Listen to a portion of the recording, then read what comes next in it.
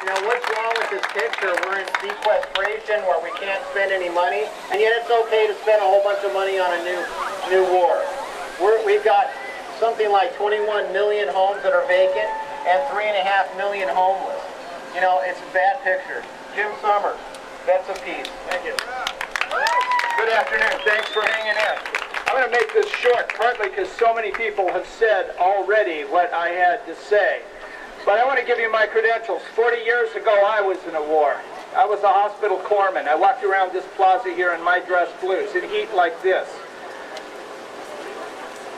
Veterans for Peace has been in town here for 11, going on 12 years now. And we have listened to each other carefully. And I want to give you the summary of our collective experience, which is this. There is no excuse for war. It costs too much. It breeds lies.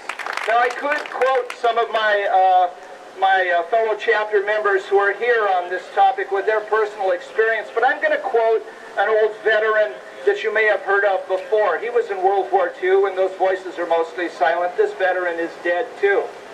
And again, I could be quoting our local chapter members here, but I'm going to quote the one who is generally credited with taking down Nazi Germany. He was a four-star general by the name of Eisenhower. He said, "I hate war, as only a soldier who has lived it can, as only one who has seen its brutality, its futility, and its stupidity can." Let me make this clear. This is not an abstract thought. Millions died, and he knew he was responsible. He had to live with that, and he saw it. Here today in this crowd, there was a young woman who I taught in elementary school whose cousin was killed this year in Syria, and whose other cousin was released from detention after a year, and he now weighs 70 pounds. This is not abstract. This is not a call to arms. Been there, done that. We're not doing it anymore. It doesn't work, and it's ugly. This is, however, a call to action. President Obama, you were elected to represent us. Veterans for Peace and the American people strongly oppose this war. We oppose military aid to the rebels in any form, and we call for an escalation of diplomacy, not war. Previous speakers have spoken to the insanity of this situation and have spoken to the U.S. and Western European complicity in it, so I will not review that. And Nadia Kelani reminded us of what candidate Obama said about the constitutionality of the president going to war. As a candidate and as a constitutional scholar, he got it right. Congress, President Obama, has the power to make war. You don't. And they have not exercised that power legally since 1941.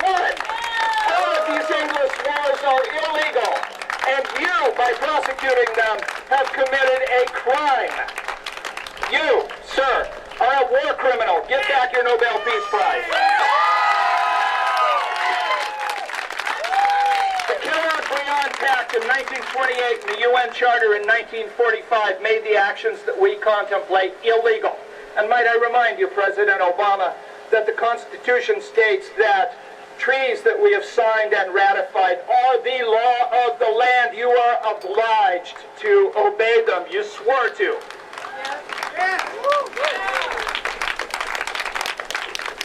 To attack because someone may have committed a crime or may be contemplating committed a crime is the ideology of George Zimmerman, not of the candidate I supported for president.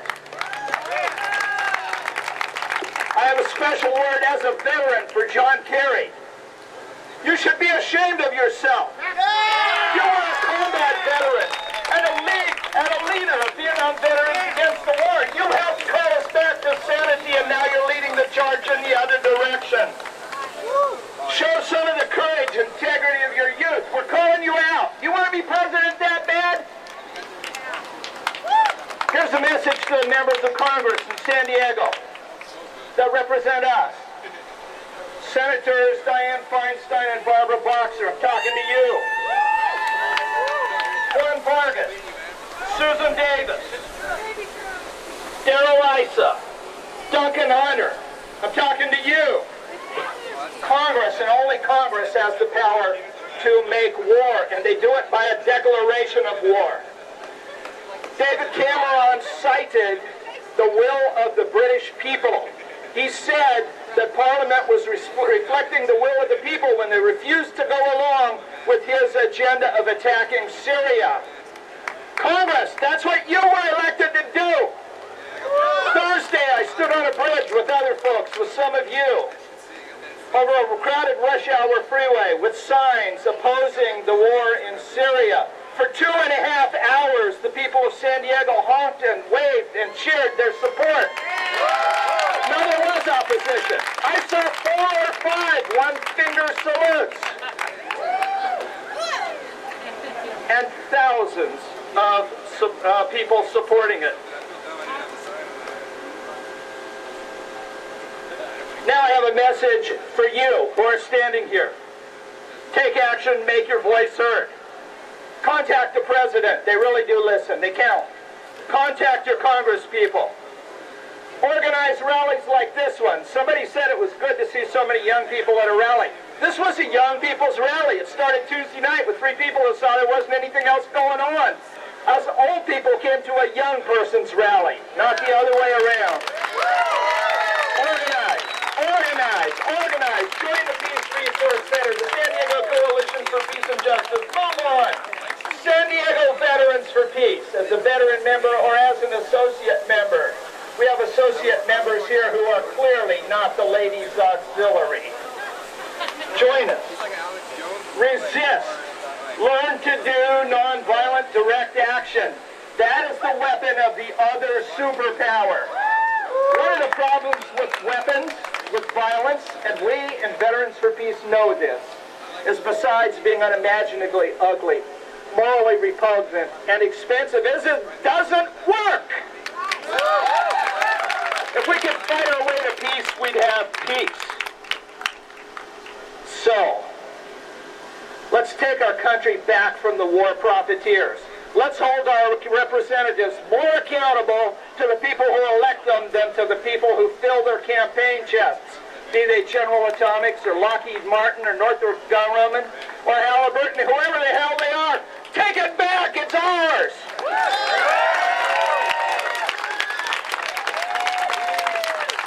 Excellent, Steve. Got 2 more speakers, and then we'll have open mic after that.